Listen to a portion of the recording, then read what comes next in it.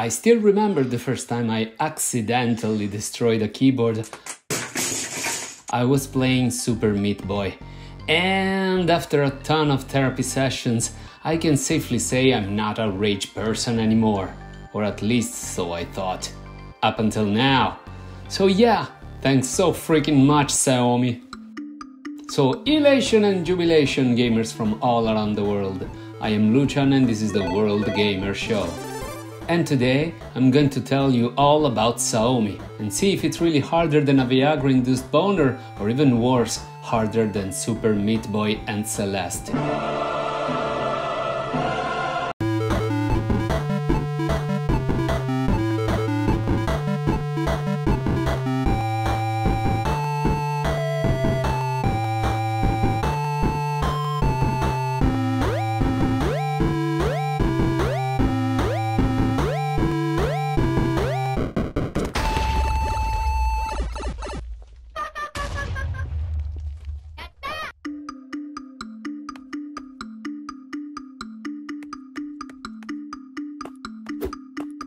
Xiaomi is a 2D platformer published by Qbyte Interactive and developed by Naoka Games, available on PC, PlayStation 4 and 5, Xbox One and Series X and S, and finally Nintendo Switch. A review copy of the game on PS4 was provided by the publisher. Other than in English, the game is also localized in Portuguese, Spanish, German, Korean and Russian. Yeah, maybe I should mention the languages available in games more often, since I am the world gamer after all, and maybe you might be interested in knowing them. Let me know in the comments if this is an information that you might be interested in knowing in future reviews. Anyway, back to Xiaomi. Rather than many continuous scrolling levels, Xiaomi presents a ton of self-contained levels, and they literally mean self-contained, within one single screen indeed. It's interesting because you get to see the whole map, but at the same time, you will need a really big television if you don't want to lose your sight while trying to locate your tiny character. A zoom feature would have been nice to have for sure, or is it just me? Xiaomi's movements are also somewhat twitchy to control. Basically, she keeps her momentum if she's moving before jumping, which led me to falling off a platform more than I care to admit. So yeah, I wish controls were tighter, as you always need to overcorrect your jump arc as she keeps the momentum going when jumping, which is realistic, but I don't exactly look for realism in my 2D platformer. I wish that when you stop pushing the directional button, the character stopped instantly, even in mid-air. But still, it's not that big of an issue. The game eases you into the character controls as you literally breeze through the first levels, but things change quite rapidly, as the later levels can be pretty relentless, so you will need to make good use of your double jump and dashing abilities. Especially the dash seems to be taken straight out of Celeste, which is a good inspiration to take from, that's for sure. But still, there's only so much your skills can do when the whole levels are filled with spikes, because if this game was called Spikes Everywhere, nobody would argue. I mean, man, this is not an ideal game for angry gamers, that's for sure. This is truly rage-inducing, because you will die over and over and over and over and over and over and over and over and over. Like this part here that makes me do. Or this one where I do. But the satisfaction of being able to overcome a difficult level is liberating. And truth be told, there is usually at least one checkpoint per level.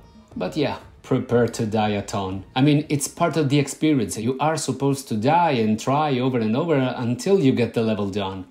So it's most definitely a good thing that you have infinite lives at your disposal. This is how you do a retro-inspired platformer. Let's leave the concept of limited lives back where it belongs, to the Stone Age of video games. I just wish you could defeat your enemies, because apparently they are invincible, which basically means you are the weakest character in the game.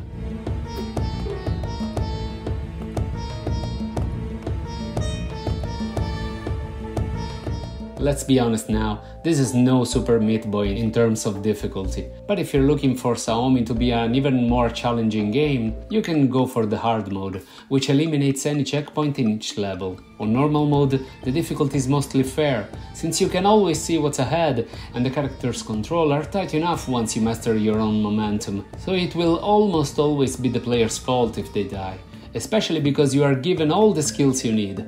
A small tunnel of spikes, dash through it. Spikes that are far and above you, use the double jump and then use the vents that make you jump even further. It's all there, it's just a matter of timing. The developers also thought of putting some gems here and there just to provide an extra challenge, but they are not essential to finish the levels. But Saomi doesn't just play well, it's also nice to look at, with its cute pixel art style. While the animations for the enemies are quite basic, Saomi herself has much smoother animations, which is a plus when platforming your way through the levels. Speaking of which, the design is usually pretty abstract, also for the sake of intricacy, especially because, again, as previously mentioned, the whole level fits into a single screen, but the game has varied backgrounds and the enemies are all pertinent to the environment, which is always a nice touch. Also worth mentioning is the music, which even though isn't made of that many tracks, they are all incredibly atmospheric and calming, which is very helpful during tense situations, which there are plenty of.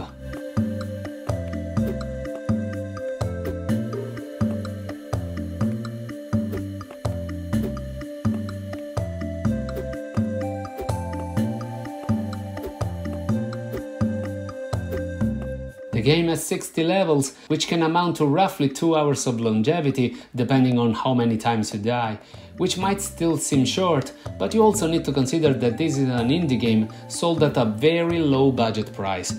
I've personally completed it in one sitting, but you don't have to, especially if you keep dying over and over like I did.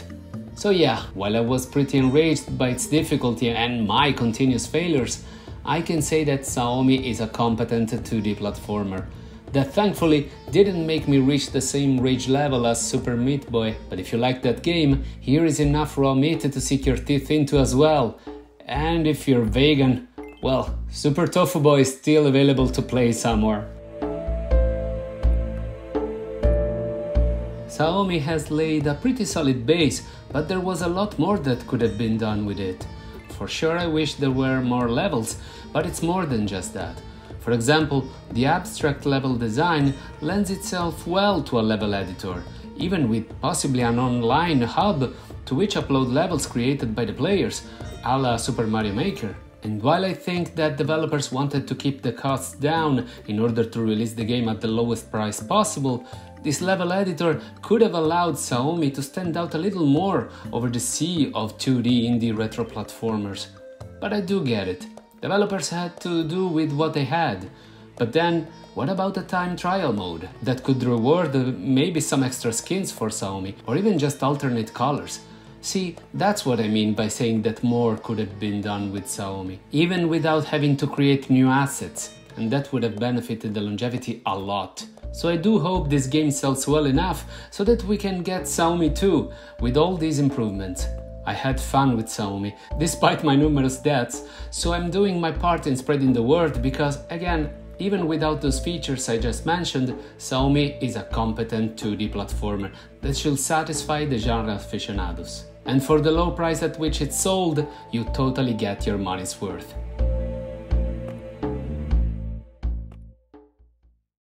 But that's just one guy's opinion on the internet, and now I want to know yours down in the comments.